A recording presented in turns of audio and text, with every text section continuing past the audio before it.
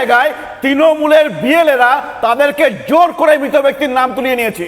এবং আজকে এই যে এডিট অপশনটা এসছে, এইটাকে আমি বলবো সমস্ত বিএলওদের পশ্চিমবঙ্গের এই 5 দিনে এই উইকেন্ড থেকে শুরু হবে, সেইটাকে আপনারা টাইমটাকে ব্যবহার করবেন।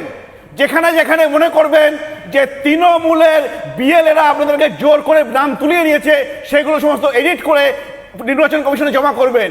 আপনারা মনে রাখবেন যে সরকার আসবে, সরকার যাবে, আপনার চাকরি চলে গেলে সেই চাকরি কেউ দেবে না। সুতরাং এইগুলো হচ্ছে, আমি কোনো হুমকি দিচ্ছি না, আমি সতর্ক বাণী দিচ্ছি, সতর্ক বার্তা বলছি। সুতরাং সেইগুলো আপনারা এই 5 দিনের মধ্যে ঠিক করে দেবেন, যাতে তৃণমূল এইগুলো করতে না পারে। যেগুলো তারা করে এসছে এই বিএলএরা, তাদেরকে বলা হচ্ছে ম্যান মার্কিং করবে।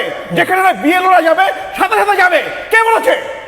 তৃণমূলের ঝান্ডা নিয়ে 5-6 জন মিলে যাচ্ছে হচ্ছে বিএলওর সাথে। কেউ না অনুমতি দিয়েছিল। আমি কয়েকটা